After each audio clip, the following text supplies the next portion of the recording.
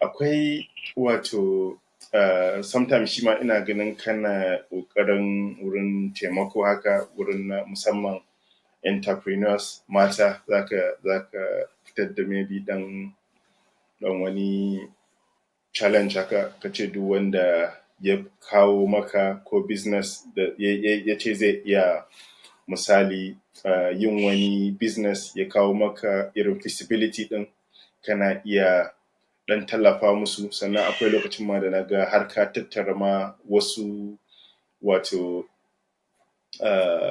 grants ko kuma ma taimakon daga wasu mutane wanda baka faɗi sunansu ba. Yaya wannan irin tsarin me kake tunani a kansa, sannan kuma kana tunanin ci gaba da irin wannan tsarin ko ma faɗaɗa shi a nan gaba? Yes, wannan tambayar da kai mun na ji daɗin ta. Wato ni gaskiya a tarihi na shine alfarma bata taɓa yi min amfani ba. Wahalar da ni ta yi. Inda na je ina neman aiki a nan har Lagos na je interview. Yes. Har Port Harcourt na je interview. Banda zuwa Abuja neman aiki da na gama digiri. Sai ka je sai a ba mu wanda suke da hanya. So ni na tsani alfarma. Na tsani sanayya saboda ta wahalar da ni. Duk abin da na zama har na kawo yau irin sai na bi na sha wahala based on cancanta. Shine ta kawo ni har inda nake. Which of course ina addu'a a every stage na rayuwata.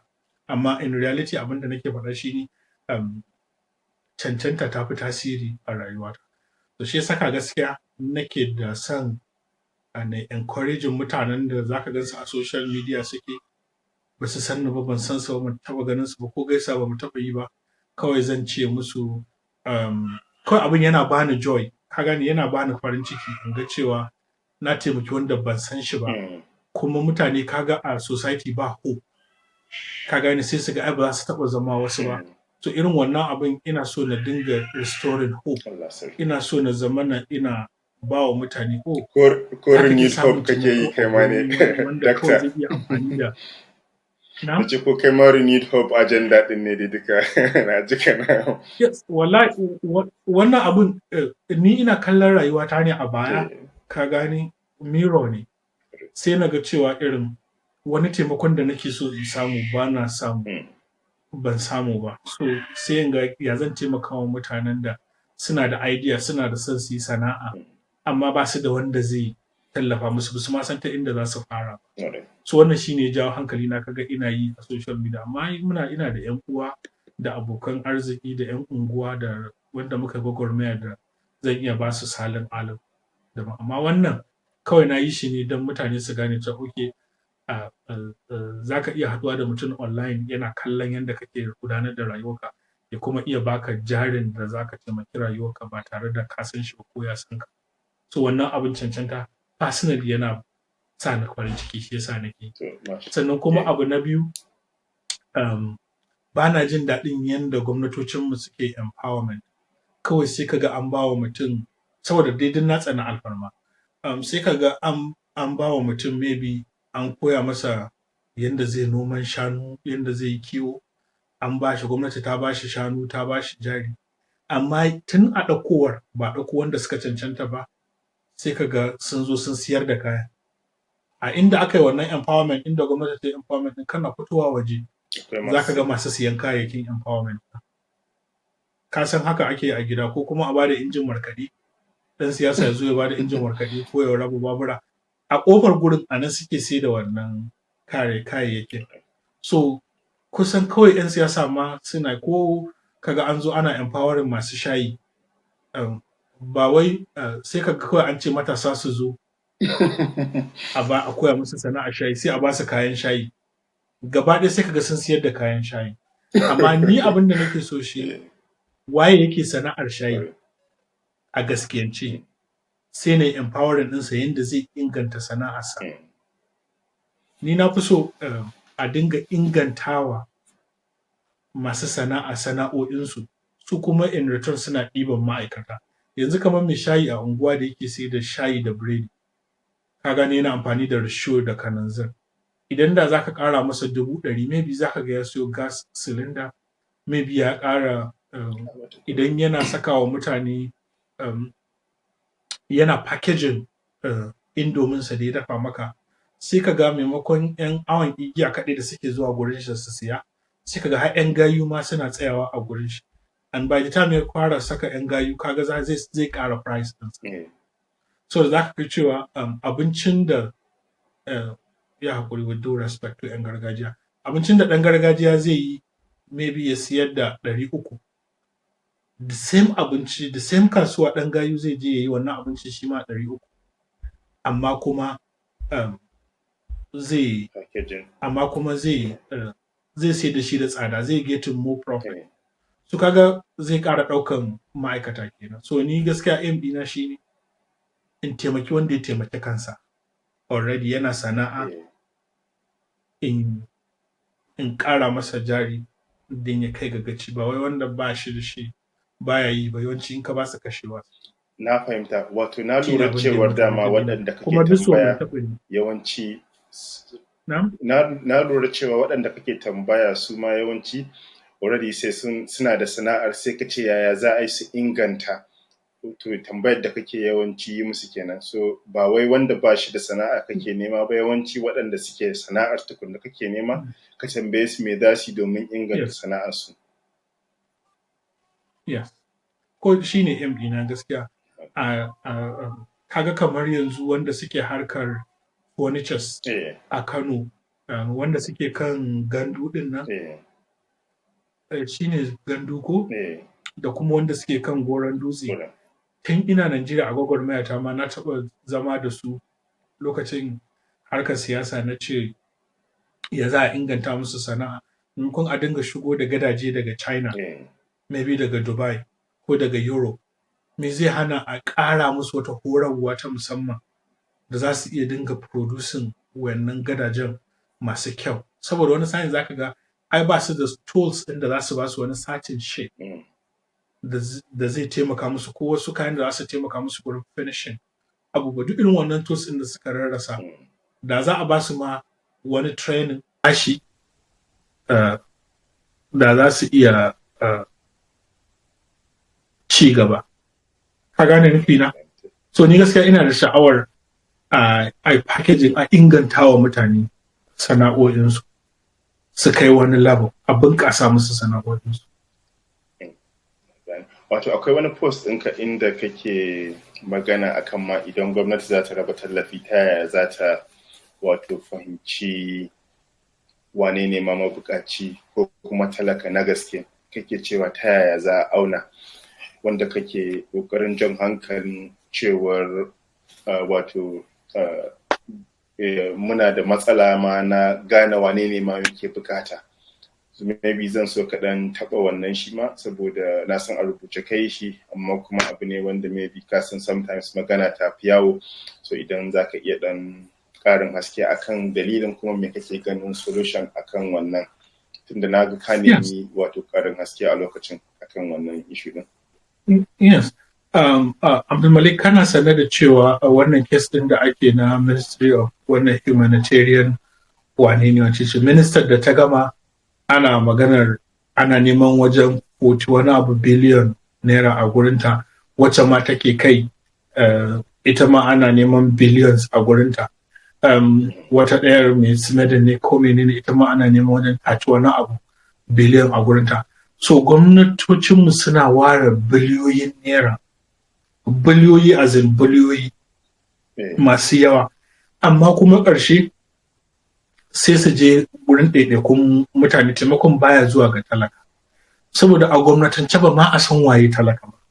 Maybe mai sauraro zai ce wannan zancen banza ne, ga talaka nan za a gane, amma kana so ne kai a matsayinka, maybe mu ɗauki gwamna, kaga ko a Kano ma an zo an rabar da masara, ƙarshe wani ya zo yana canja buhu, har gwamnan ya kama shi yana canjawa masarar buhu. So da an bada a raba masarar, amma gwamnati ba ta da hanyar da za ta tabbatar da cewa wannan masarar ta je gurin talaka mai bukata, saboda ba ta ma san waye talaka ba a gwamnatance.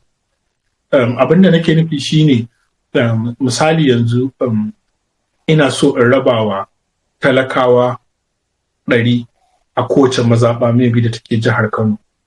Ina so in rabawa talakawa kuɗi 10,000.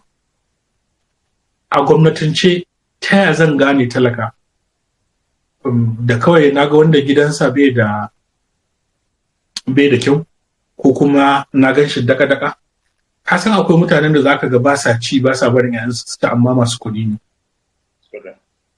So ba za ka yi amfani da wannan parameter ka gane ba. Sannan shi wanda za ka aiko, tunda gwamnati ba ta da sahihiyar hanyar da take gane talaka, so duk wanda ka aiko zai iya ba kowa a unguwa kuma ya ce wannan ɗin talaka ne. Kuma ba za a iya ganewa cewa ba talakan ba ne. So da gwamnati ba ta da record nawa kowa yake samu a wata. A irin nan America shine za ka ga kowa gwamnati tana da bayanan kuɗaɗen da yake samu. So sai a ce duk wanda yake samun maybe daga naira 100,000 zuwa sama shi ba talaka ba ne. Amma duk wanda yake samun 100,000 zuwa ƙasa a wata shi talaka ne. So kaga kuma gwamnati tana da bayanan abin da kowa yake samu. Kuma kowane ɗan ƙasa gwamnati tana, kamar mu a Najeriya kaga ai muna da wannan name ɗin, NIN ɗin nan. So kaga kowa ana da nambarsa, amma in sunaye ne maybe Fahad Ibrahim, maybe akwai Fahad Ibrahim sun fi 1000 a Najeriya. Amma kuma NIN ita ni kaɗai ne mai ita. So kaga ta haka gwamnati tana da bayanan nawa 'yan ƙasa suke samu, tana da bayanin kowane ɗan ƙasa. So kaga is easy ta iya taimaka musu, taimakon ya je gare su, kuma is easy amma gane cewa kuɗin ya je gurin wane mai namba kaza shine talaka, kuma ga account ɗinsa. Ana da shaida cewa tabbas kuɗin sun je gurinsa. Daga office ina zaune a kwamfuta zan iya gani kuɗin nan sun je gurin shi, kuma zan iya bibiya. Amma yanzu a yanda ake zaune a Najeriya ba a bibiya, shi saka sai kaga an ce a raba wa mutane 20,000, sai gwamnati ta ce a raba wa mutum 50,000, 20,000, sai a ki raba ko mutum ɗaya, kuma a ce an rabar kai a faɗi sunayen banza da nawa a ce an ba su, saboda gwamnati ba ta da bayanin talaka. Kawai duk sunan da aka kirkira aka ce an ba su ya zauna. Wato kasan akwai challenge ma, wato su kansu, wato akwai mutanen da kwata-kwata ma ka gane a halin da muke ciki a Najeriya, su kansu ba su waye ba ma da zuwa su rajista na shaidar ɗan ƙasa ɗin, ko kuma ma a ce, sannan kuma gwamnati har yanzu akwai matsala ta harmonizing ko kuma haɗe dukkan bayanan mutane a guri ɗaya. Za ka tarar duk da yanzu ana NIN ɗin, amma kuma mutum idan ma yana aiki, let's say a private company, maybe su ba sa aiki da NIN ɗinsa, shi kawai sunansa suke amfani da shi. Sannan kaga kenan ba sa shigar da albashinsa zuwa cikin wannan NIN ɗinsa, ko kuma wannan labaran ba sa iya ɗaukan information ɗin su kai shi cikin wato history ɗinsa, kamar ya karɓi wannan kuɗin a wannan watan. Musamman za ka ga a fannin kamfanonuwa masu zaman kansu za ka ga babu wannan bayanin. Sannan idan ka je ƙauyuka, su ma za ka ga mutane da yawa ba sa activities ɗin ko kuma ayyukan da suke yi ma ba a capturing ɗinsu a harkokin gwamnati, kuma maybe a nan ma talakawan suka fi yawa.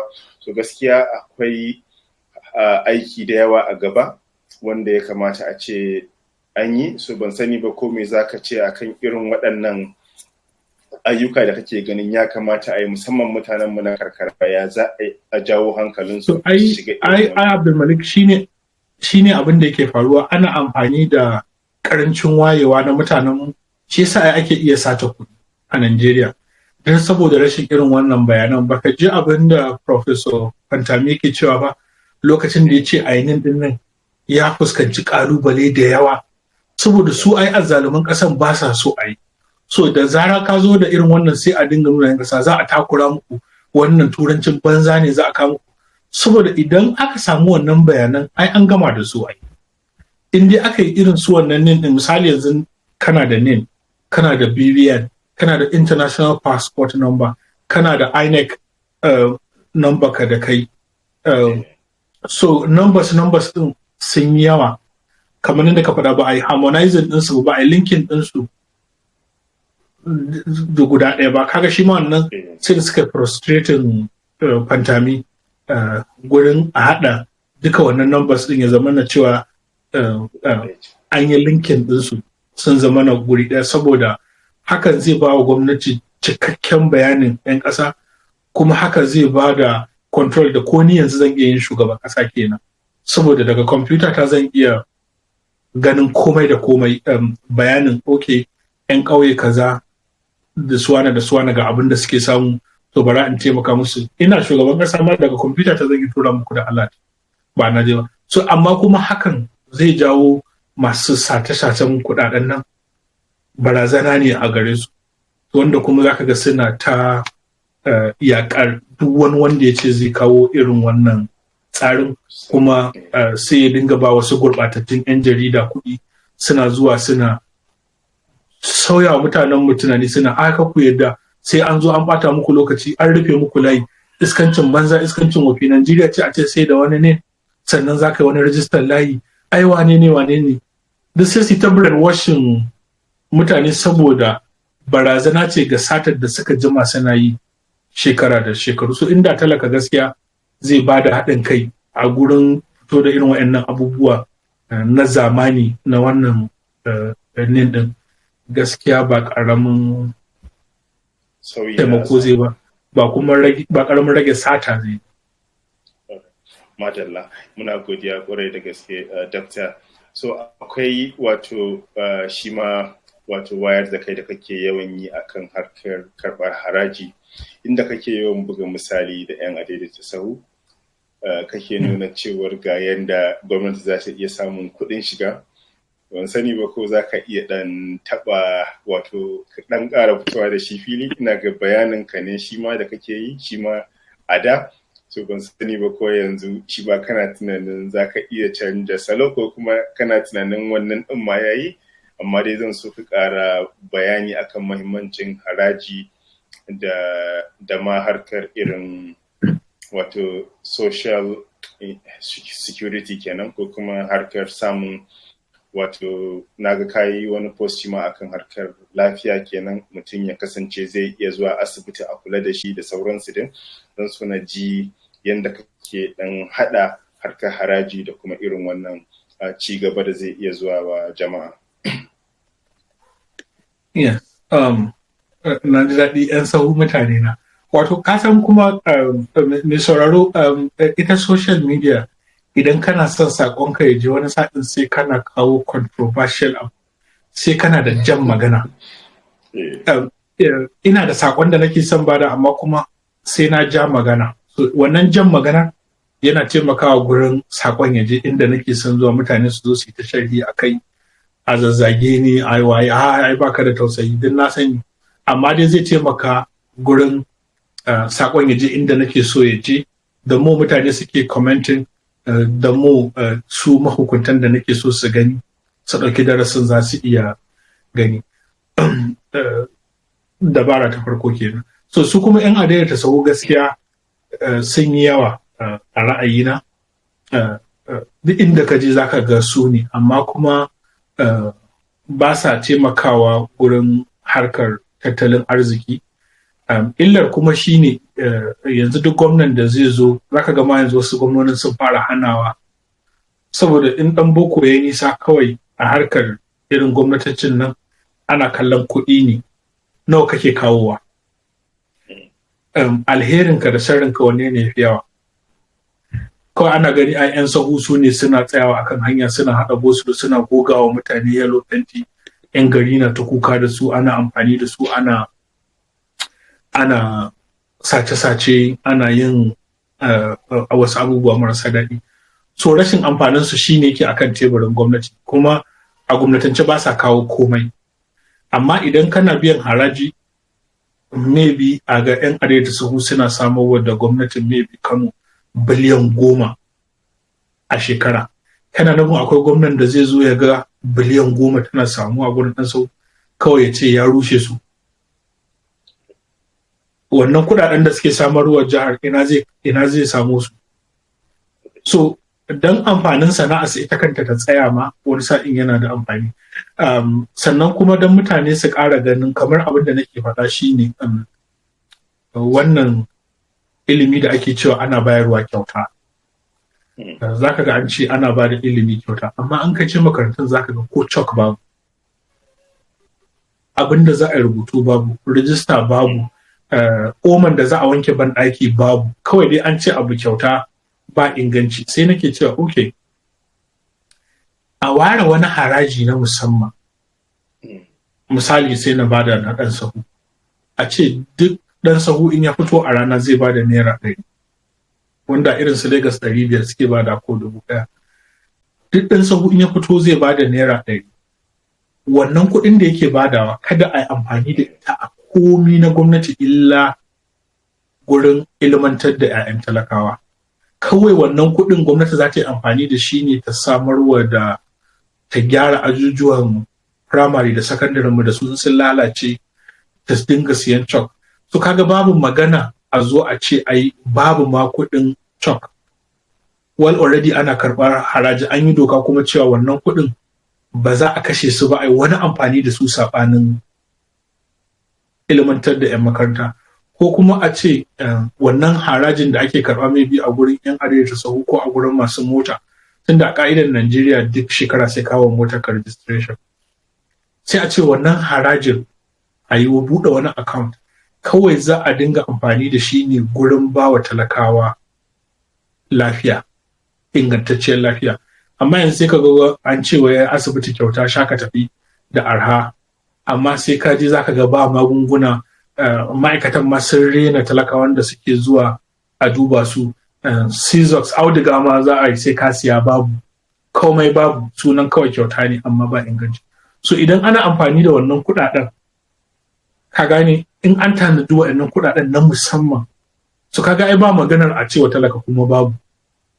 Kai yanzu kawai sai gwamnan Kaduna yana karɓar harajin da mun yi da shi cewa za a dinga kashe su ne kawai a gurin asibiti, sai mu je asibiti mu ga ba magani.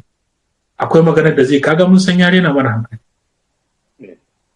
Kaga ne bai sai zo ya tsara mu ba. Mun san kawai tabbas ya yi sata. So shine hikimata. Maybe na fito da abin fili ko ban fito da shi ba. Amma abin da nake so in ci shine, yes, a dinga karɓar haraji domin biyan wasu buƙatun talakawa na musamman. A yanzu gaskiya babu, sai kaga kuɗaɗen suna yankewa. Yanzu kaga ko a Kano sai abba gida Allah ya kai shi asibitin, ya ga ya lalace, sai ya taimaka musu. In Allah bai kai shi gurin ba, ya kai ziyara, haka gurin zai zauna a mace. So da amma da a ce akwai wasu kuɗaɗe na musamman, kaga da sauki. Yes, me kaje? Akwai post ɗin da kai kwanan nan akai kake cewa wai har sai dole gwamna ya je ma wato asibiti tukunna ya duba da kansa, sannan ma ka gane za a gyara gurin. To me aikin wanda yake kula da ma'aikatan asibiti?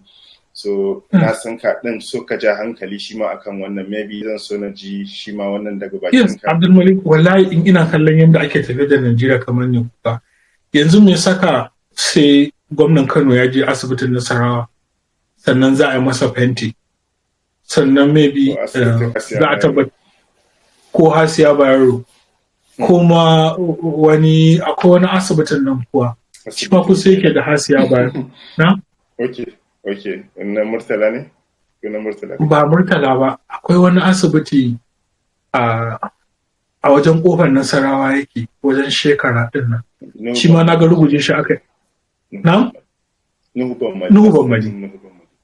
Yes, to kaga shi ma da gwamna ya je kamar na ga an ruguza shi, ana gyara shi, ana waye. Which da bai je ba da ba ai ba. Maybe akwai asibitin da har yanzu gwamna bai je ya kai ziyara ba, ya ga halin da suke ciki sannan ya gyara. Kuma tambayar da zaka, idan ya gyara kuma nan gaba fa, yanzu in ba a gwamnan da yake kai ziyara ba fa, kaga ai yasa asibitocin da suke mutuwa. Saboda kuma wani sa'in ba wai laifin shugabannin asibitin bane ba, babu masu da kuɗin ne. Yanzu sai ka je asibiti da likita zai rubuta ma magani ko kuma zai ɗauki bayananka, ba ma shi da takardar da zai rubuta da zai ɗauki bayanan rashin lafiyarka. Maybe ka zo yau da safe, gobe da rana baka ji sauki ba ka dawo kuma ka tarar da wani likitan. Tunda wancan likitan ba ma shi da takardar bayananka, sai ka ga ya rubuta ma shirme, sai ka an dawo farko. So ba ma takarda ko ordinary takarda. Wannan mu yanzu kaga yanzu a kasashen mu da likita kawai in ya zo da kwamfuta zai zo. Kana bayani yana shigarwa cikin kwamfuta. In ya rubuta ma magani ya rubuta cikin kwamfuta. Maganin ma in yana so sai kamar mu yanzu sai dai mu faɗi pharmacy din da muke amfani da shi na kusa da gidanmu. Kawai sai a rubuta, sai dai a tura pharmacy din, muna zuwa sai dai mu faɗi date of birth din, shikenan da sunan mu. Sai kaga an ce okay, likitan ya turo da maganin mu, kawai mu biya kuɗi mu karɓi maganin. So ba ma abin da na je da shi, ka gani inda aka ci gaba. So point ɗina shine ba a samar da kuɗaɗen kula da wayannan asibitocin ko makarantun har sai an jira gwamna ya zo, wanda kuma kaga a ka'ida kamata a ce kowane asibiti yana samun isassun kuɗaɗen da zai gudanar da kanshi ba tare da gwamna ya zo ya kama taimako ba. Basics kamar misali fenti, kayan wanke asibiti, kayan abubuwan. Operations na. Yes, operations ɗinsu, yes, that's the right word. Da za su iya running ɗin shi. Duk ya kamata ce sun iya yi ba tare da gwamna ya zo ya yi ba. System ɗin ya zamana a ce tana gudanar da kanta da kanta. Ba wai central ba da komai sai gwamna. Dokta, a ce an yi aiki a kansa, a ce gwamnati ta samar da wani system da yake ainihin zama independent of a ce gwamna ya zo da kansa, a ce akwai wannan tsarin wanda yake zai iya check and balances a tabbatar da kowane asibiti na aiki. Ina ga abin da kake kokarin kai mu kenan. Yes, to kuma ai duk irin wannan rashin bayanan da muke faɗa ne babu, sai asibitin su kuma ka ba su kuɗin za su iya sacewa, sai su ce ai talakawa 100 sun zo a rana mun duba su. Saboda babu bayanai, babu wannan unique number ɗin nan ta ne da za a gane ko da gaske mutanen sun zo suwaye su. Ana da bayanansu, kaga a nin kowa yana saka number wayarsa. Idan asibiti ce mutane 100 sun zo, zan ce okay, na yadda ku bani nin numbers. In ka bani nin numbers, in na shiga zan iya ganin number wayarsu. Randomly zan iya kiran mutane 3 a ciki, ce kun zo asibiti kaza, kun zo kun gani kaza, ka gane, sai in tabbatar.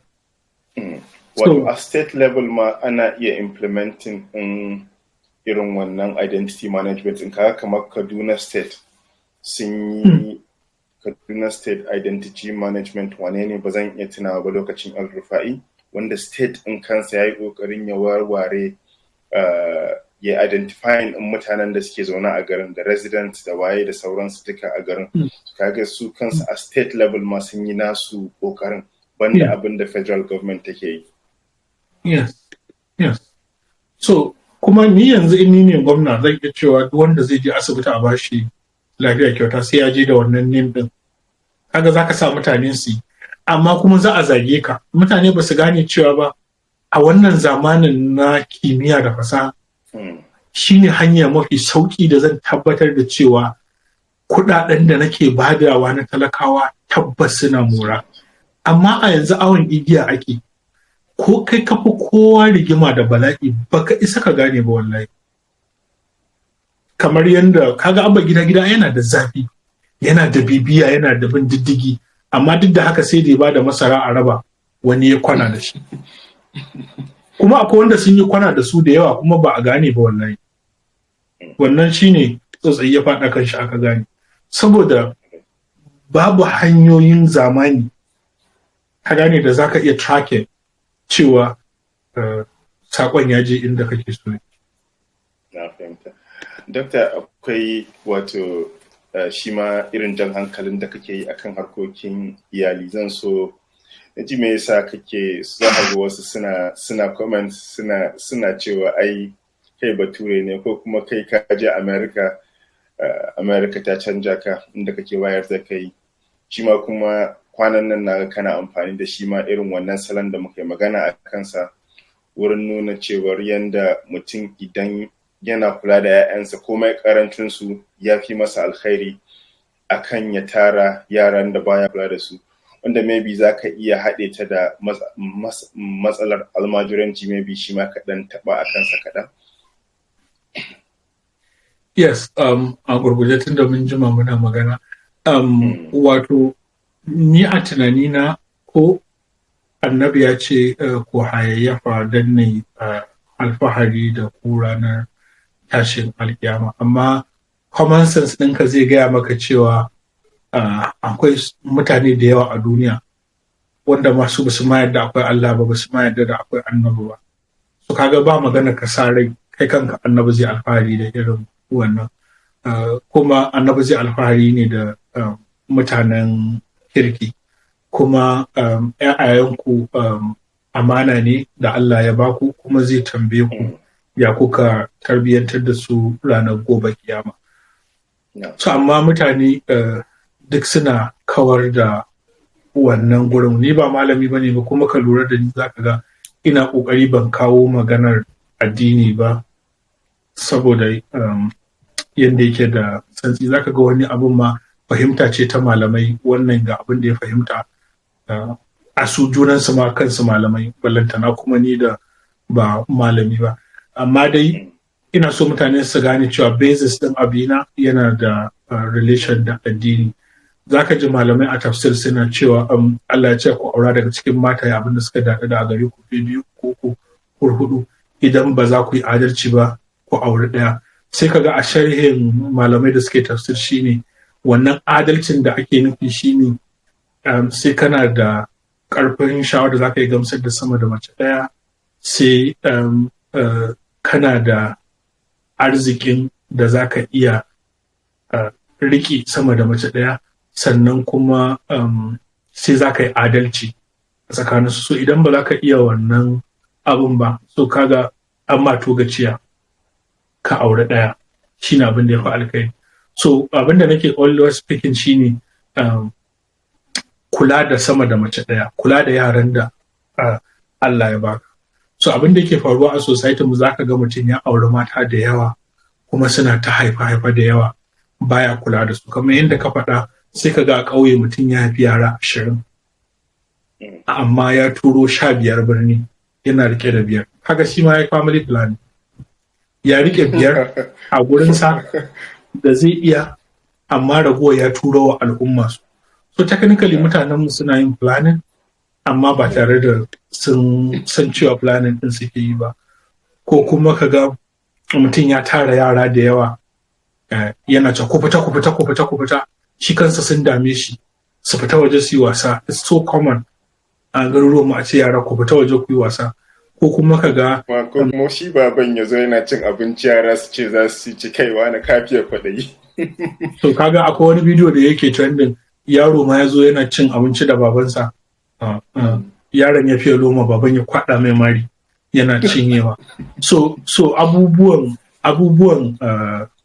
da yawa matsalolinmu da muke fuskanta. Akwai yarinyar da na sani, wala ake gaya mu, yarinyar sai ranar da za ta haihu sannan baban ta san tana da ciki.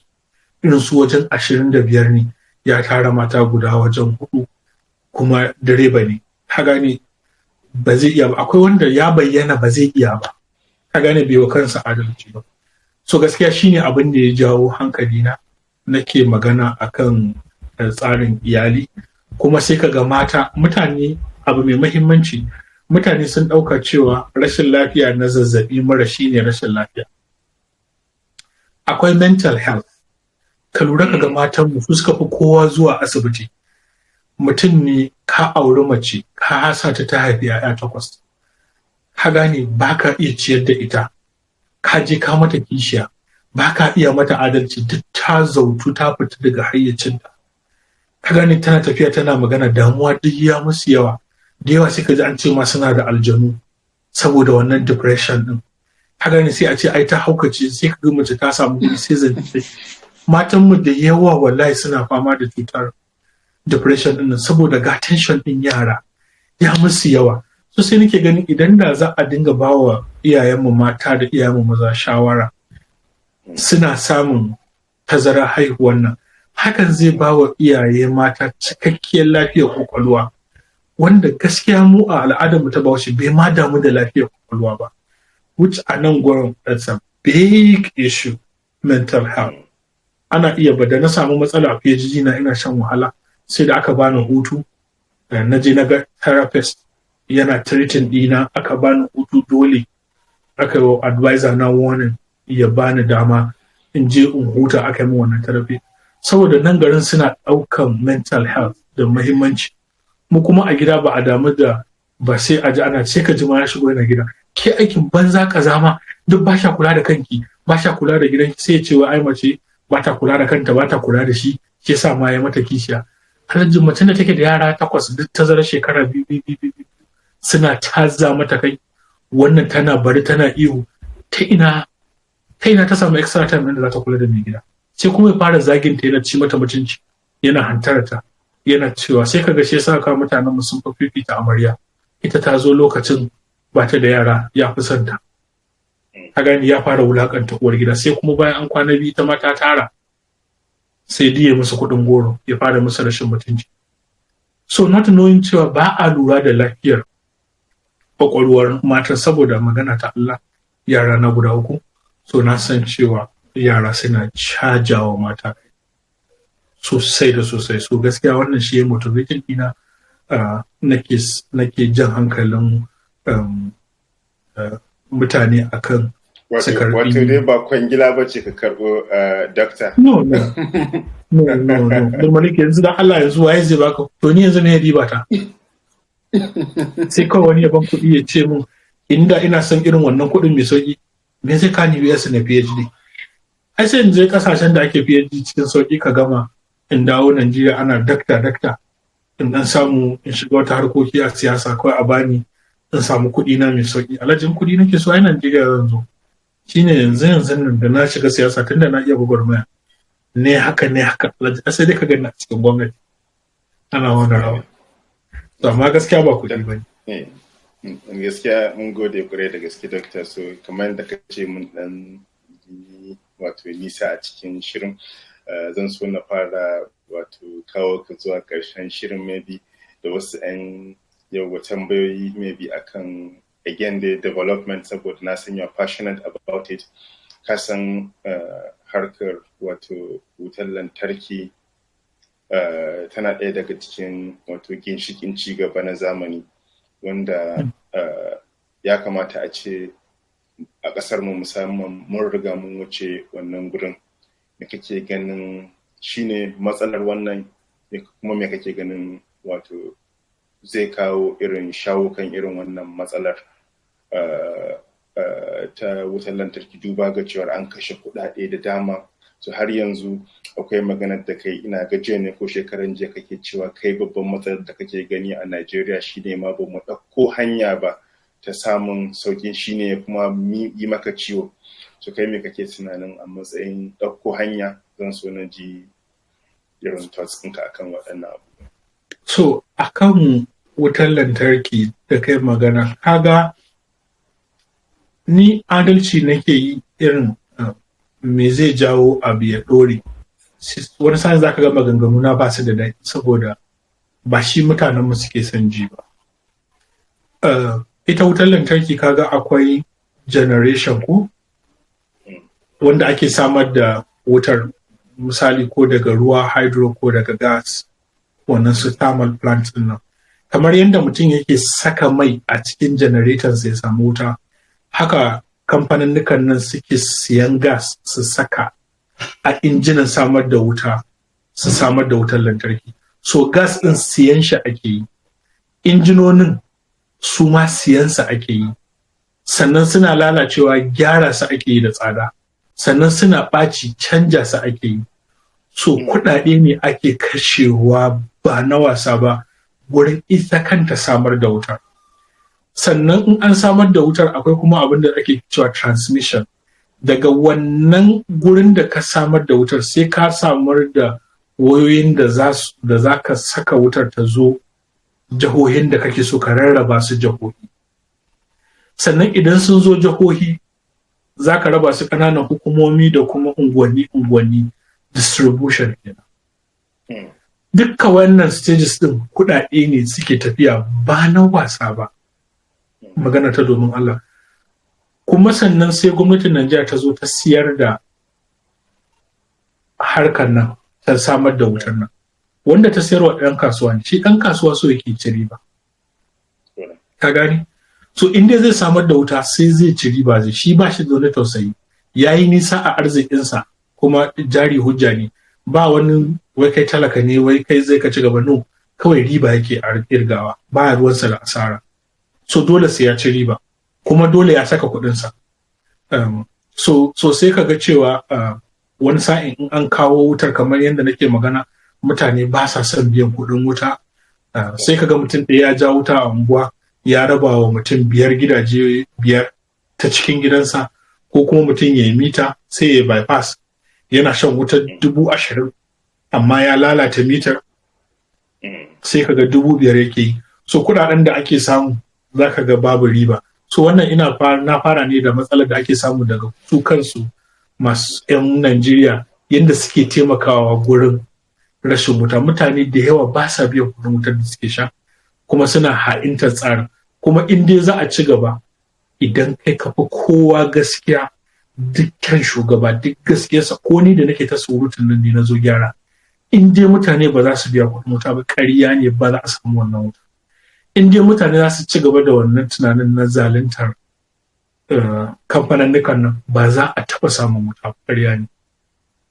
Sannan su kuma gwamnati da nasu ɓangaren, kowa ya sani billions of dollars ɗin da aka saka a gina tashoshin wutar lantarki, kamar BBC da suka je suka yi report akan Mambila dinnan, ba kaga da ana ce mana wutar Mambila za ta zo ba, an za a samu ko 7,000 megawatt, ashe ko bulo ma ba a saka ba, da wannan ɗan jaridar ya je ya yi na BBC ya je ya bincike a kai.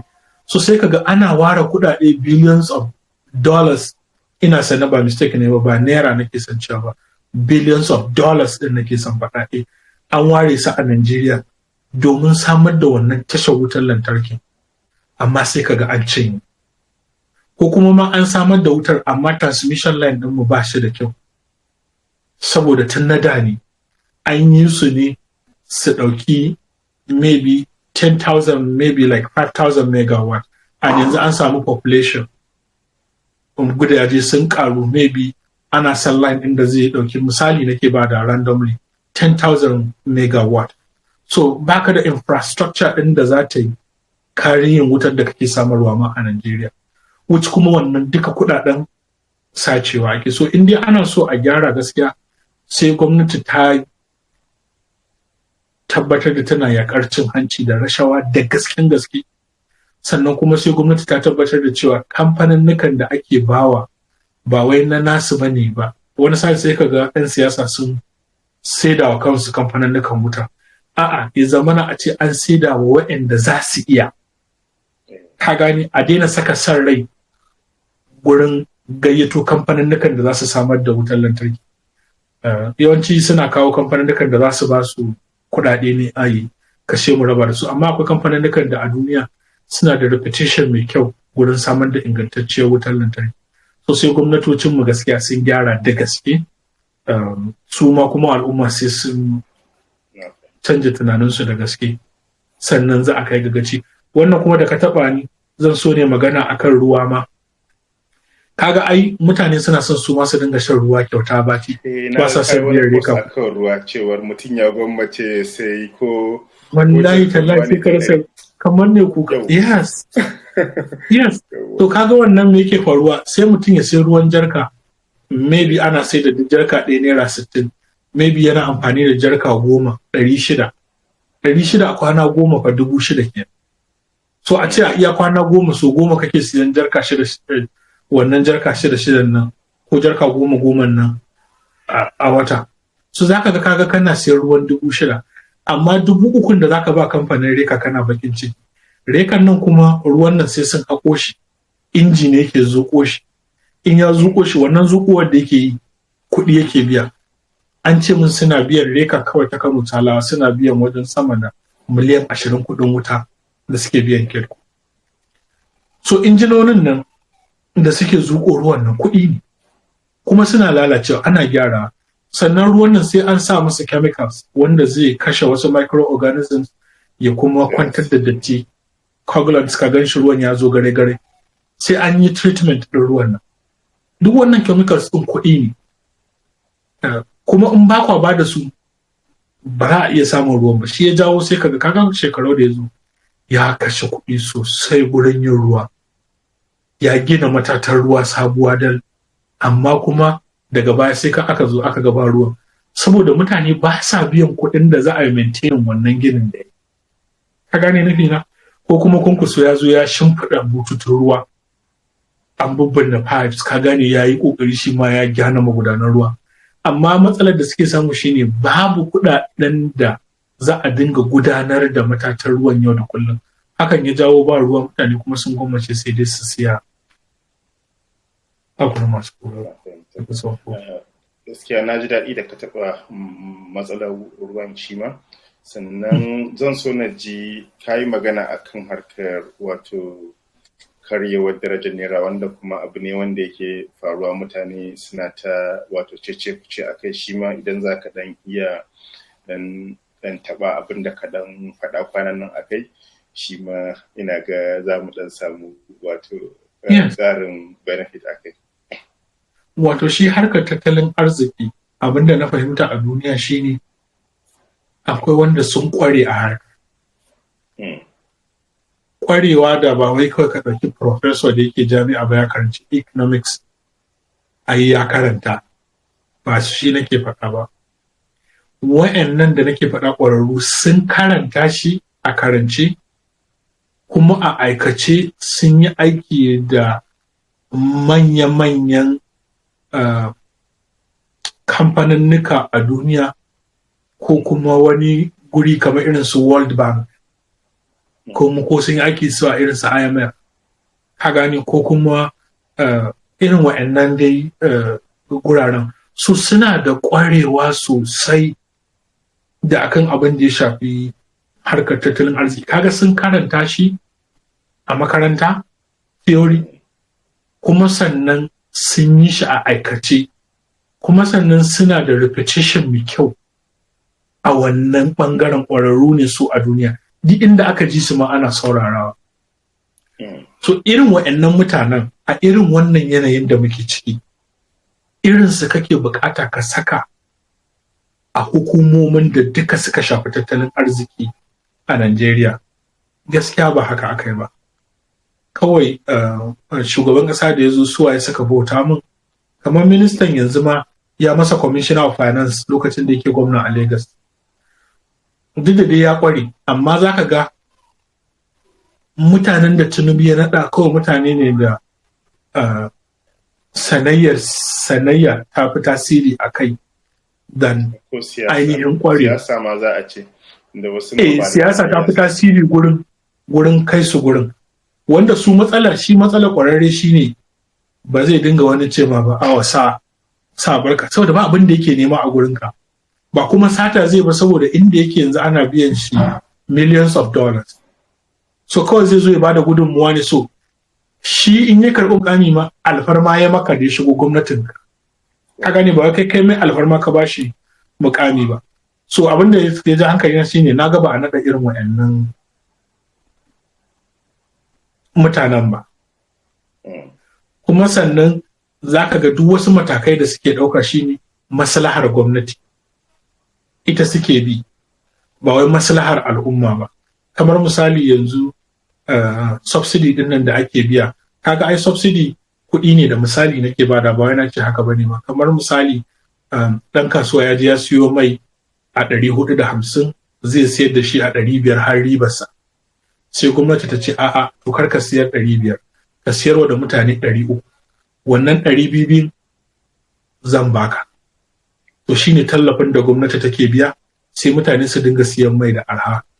Duk litar da ka sha lokacin da ake biyan subsidy, gwamnati ce take maka ciko a kai. To yanzu da aka janye, aka daina bada wannan tallafin, kaga ana siyar da mai a ainihin kuɗinsa. To tun da gwamnati ta daina biyan wannan kuɗin subsidy din, kaga ai ta samu ƙarin kuɗi. a gurinta, wanda ƙa'ida ƙarin kuɗin na ya kamata a ce tawa mutane aikace-aikace da shi, wanda ba sa yi kawai ƙara sacewa suke yi. So kaga sun ƙara wa gwamnati kuɗi ne, amma kuma an ƙara wa al'umma wahala. Kaga so matakan da suke ɗaukar tattalin arziki a guri na a fahimta ta matakai ne da su ne za su fi samu, tunda yanzu kaga motocin nawa 'yan majalisa suka ce za su siya 160 biliyan naira. So duk bayan an gama sannan gidan shugaban kasa da yake Lagos 10 biliyan za a gyara shi. Wai rijistar ma da za a tantance talakawa, wai akwai wasu suna da wata rijista da ake da sunayen talakawa duk na ƙarya na bogi, wai aka ba wani kamfani 3 biliyan naira wai zai tantance sunayen talakawa da suke cikin wannan rijistar. Duk yana nan, it's open. So kaga sun gallaza wa talakawa kawai don ƙarshe da su zo su kwashe kuɗin. So kaga ba ma a ɗauko hanyar gyara ba, saboda an ɗauki gyaran tattalin arziki ne wanda kawai su za su ji daɗi, kada ka kuma ci gaba da shan wahala. Amma inda ana so abin da za a fara yi a gyaran tattalin arziki, common sense shine a rage kuɗin gudanar da gwamnati. Tunda idan ka lura aka yi budget, more than 90% wani sa'in yana tafiya a recurrent expenditure. Kudin tafiyar da gudanar da gwamnati, biyan bashi da motocin da suke hawa da tafiye-tafiyen da suke yi da duk wannan jin daɗin da suke yi da zuwa taro. Kwanan nan da aka je taro kaga yadda shugaban kasa ya ɗauki zuga wajen mutum 1000 aka yi ta dinga magana sun zo America. So duk wa'annan ainihin ya kamata su rage, in adalci fa ake yi. Ba da si sacrifice a'a. Ma dokta, ba ka ganin cewar muna cikin wani hali kamar yadda ka ce ba mu ma ɗauko hanyar gyara ba, kaga kenan yanzu kaga ka zaɓi 'yan majalisa, to kuma misali ko kuma sanatoci su kuma su ne suke jin daɗin duk abin da yake kake so a canja maka, to kuma ta yaya za ka zaɓi mutanen da su ne za su rage wa kansu jin daɗi domin su sama maka? Kaga wannan yana da wahala. To shi ne nan ya maka wannan hira ta musu sai akai gobe ma. Da abin da yake faruwa shi ne still in ka dawo da mutane yanzu duk kirkinka, duk mutuncinka a unguwa, in dai baka ɗaukan kuɗi kana raba wa mutane, sunan ka marowacin ɗan boko, in ka fito zaɓe ba za a zaɓe ka ba. So wani sa'in ma satar kamar dole take zama, da in ba kai ba ka zo kana rarrabawa mutane kuɗi kana ta taimako random ne, ba ma za a zaɓe ka ba. So unfortunately mutane su suke son irin wayannan shugabannin. Dan za ka ga wani ma aka yi masa haihuwa sai ya je gurin ɗan majalisa. Na'am? Saboda lokaci na ga mun tsawaita kwarai da gaske. So zan so na ji wato mindset haka da za ka ɗan yi sharing maybe da ka gano ko a tafiye-tafiyen da ka yi ko a America ko kuma ma a Jordan, mindset haka da kake ganin mutanen mu za su iya canjawa ya mana amfani kwarai da gaske da ka gano a nan. So kusan da abubuwan nan da nake faɗa a nan na gano su, kusan duk rubuce-rubucen da kaga ina yi da jan hankali nutsuwa ne nake gani, shin wayannan mutanen me ya saka suke da ci gaban da suke da shi, me ya saka suke da system ɗinsu da take working effectively. Ka gani me ya jawo kullum a gidana in na buɗe ina ganin ruwan famfo. A ban ɗakinan gidana gaba ɗaya babu hita irin wacce ake sakawa a gida, central heater ce da mu. To me ya jawo kullum na buɗe ruwa nake ganin ruwan zafi already ya zo? Me yasa suke da system me yi? Duk shi ne nake ƙoƙarin na fahimci abubuwan da suke yi, yasa su suke da irin wayannan abubuwan more rayuwa, sai na zo na yi relating ɗinsa da rayuwarmu, sai kaga ina rubutu akai. Amma kusan da abin da nake rubuce-rubuce akai ko wannan abin da na tattauna, ba wai ni ne na fi kowa hankali ba ko na fi kowa tunani nake gani, no, nazartar rayuwarsu nake yi, sai ne translated ɗinsa in a way that mutanenmu za su gane. In baka misali yanzu kamar tax ɗin nan da nake faɗa, yanzu yarana suna zuwa makaranta a America nan kaga amma duk kyauta suke yi, ba sa biyan kuɗin makaranta, har da abincin da ake ba su duka a makaranta ake ba su, amma kuma kuɗin suna zuwa ne daga property tax, gane harajin da ake biya na gidaje, so da shi ake irin wannan funding. So in dai za mu ce so shine in ansa tambayar ka, so irin wannan halayya ta su gaskiya shi nake gani sai in dinga kiran mutane, mu ma mu yi kaza, mu ma mu yi kaza, da mu samu yanzu kamar wannan ne din da ne magana ya kamata a ɗabbaka shi. Kaga nan ai kowa na da social security, tunda na zo garin nan ina da social security number wanda duk kuɗaɗen da nake samu ana gani, ka gane, based on shi ake ba da tax ina, in yi filing tax, in yi komai da komai da shi. So duka gaskiya already ina yi, ko ban ce ina yi ba, amma yanzu na gani. So dokta, tambaya ta ƙarshe shine wato in akwai wani project da kake sanyi a nan gaba, ko kuma wani ambition ɗinka a nan gaba, in za ka iya sharing ko kuma ka ba wa masu kallon mu da sauraron mu ɗan wato glimpse haka na wannan project ɗin. Na san akwai mafita already wanda yake an kaddamar da shi kwanan nan, maybe za ka so ka ɗan faɗa, kuma ma idan akwai wani abin da kake sa rai, ko da na entrepreneurship ne ko kuma ma wani social impact project da kake so ka faɗa, zan so maybe ka ƙara yin ƙarin haske a kai. Wato daga cikin burina shi ne na fahimci cewa gwamnati ba za ta iya ba wa mutum miliyan 220 aiki da suke Najeriya ba.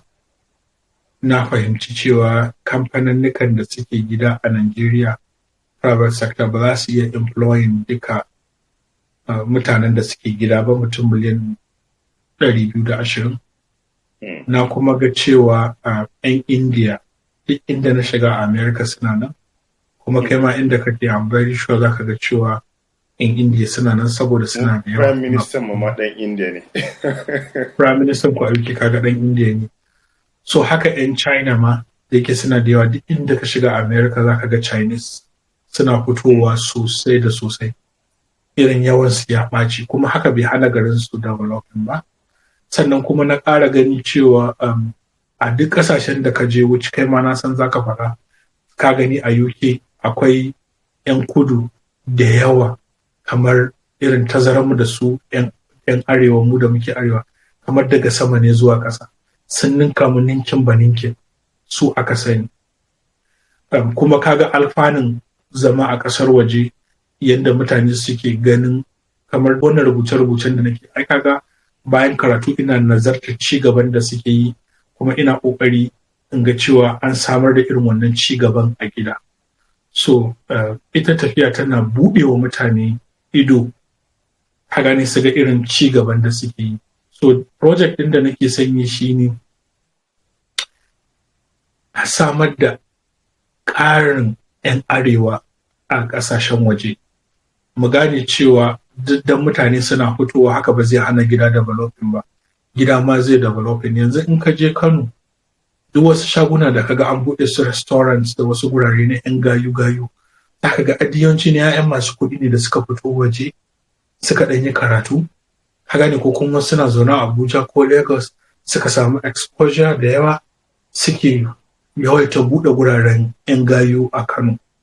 So abin da nake son faɗa shi ne, ita wannan tafiya karatu ba wai iya karatun ake samu ba, ana samun dabaru da ilimi na kasuwancin zamani ba. So burina shi ne in fito da wasu hanyoyi da wasu tsare-tsare da za su sauƙaƙa wa mutanen arewa fitowa, neman ilimi da neman dogaro da kansu, sana'o'i, hanyoyi da dabaru da za su iya cimma nasara, kamar yadda na cimma nasara da ba scholarship aka bani ba kowa ne turo ni ba, ni Fahad ni kaɗai na turo kaina, na sha wahala dai, amma dai oho dai na gama karatun.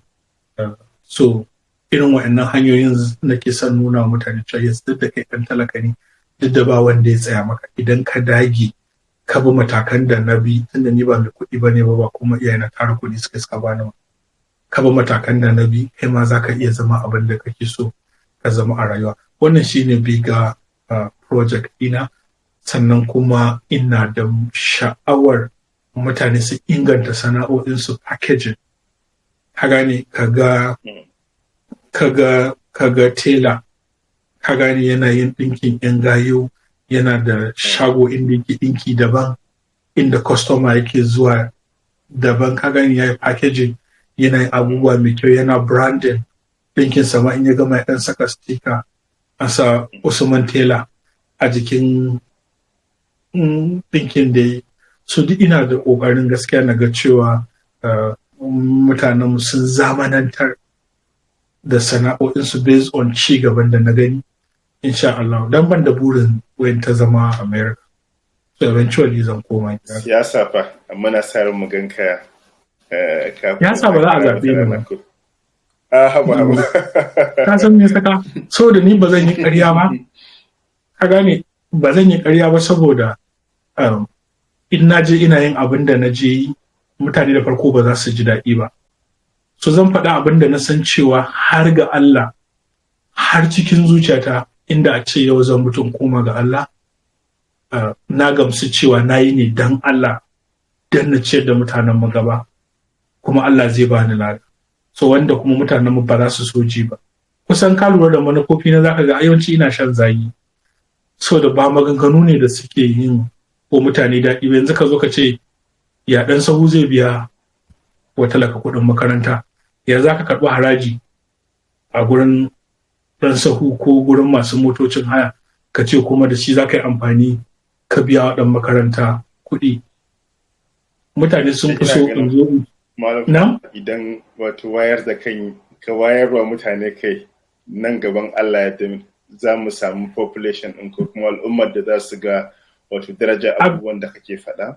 Abdul Malik, yanzu a ce zan fito takara in zo in ce ai zan ba da ilimi kyauta, amma a je aji ba chalk, babu bencin zama, ba komai, ba abin da ya damu mutanen oho dai kyauta ne. Ka gane abin da aka fi son ji kenan. Amma yanzu idan na zo na ina campaign in ce zan karɓi haraji a gurin masu tare da unguwa da ba sa biya, zan karɓa, amma kuma ba zan saci kuɗin ba, zan yi amfani da kuɗin gurin bawa 'ya'yan talakawa ilimi. Ba za zaɓe ni ba. Ba ma za su gane me nake nufi ba a wannan lokacin. So ba na jin zan iya takara. Ka iya fahimta. Amma maybe za ta iya canja fahimta. Maybe as a technocrat ka taimaka ko kuma wurin ba da shawara. Iya, sai dai wannan gaskiya. Dokta, muna godiya kwarai da gaske, wato mun ɗauki lokacin ka kwarai da gaske, kuma muna godiya da ba mu lokacin da aka tattauna a cikin wannan shiri, aka shigo cikin wannan shiri yau da gobe. Insha Allahu akwai abubuwa da dama da ka sani da ya kamata mu tattauna, kuma da yawa da suka shafi al'umma, kuma ma suka shafi batutuwa da dama wanda suke da mahimmanci wanda ba mu tattauna ba, amma saboda wato yanda lokaci wato ya ja, insha Allah zan so maybe a nan gaba mu ƙara ƙoƙarin yin wani episode ɗin inda za mu ɗan tattaɓa wasu topics ɗin. Akwai harkar entrepreneurship da zan so na ji shi ma maybe deeper maybe discussion a kai, da ma wasu ma topics ɗin haka, ko tafiye-tafiye da sauransu, da ma sauran da topics haka da tattaɓa abu wanda na so a ce mun tattaɓa, amma saboda yanayin lokaci, insha Allah muna ƙara yi maka godiya da shigowa da ake. Na gode. Sai sakona na ƙarshe ga jama'a, maybe ko na yi subuta harshe, maybe ko na faɗi magana wacce za ta ɓata wasu rai ba da gayya ne ba, maybe ko na faɗi wani abu da ba daidai ba. So gaskiya intention ɗina gaskiya mai kyau ne. Ba wai na yi ko don na ƙaskantar da wasu ko na wulaƙanta wasu ko don na faɗi wani abu da ba daidai ba. Na yi ne da kyakkyawan niyyar cewa ya al'ummarmu za ta ci gaba, saboda ina ganin idan al'ummarmu ta ci gaba, addini na ya ci gaba, yan bangaren da na fito sun ci gaba. Wannan shi ne burina. So inda ne kuskure a yi haƙuri, kuma Allah ya yafe mu. Malam Fahad muna godiya kwarai da gaske. Allah ya saka da alheri kuma Allah ya ƙara ɗaukaka da kuma albarka a cikin rayuwa. Mun gode.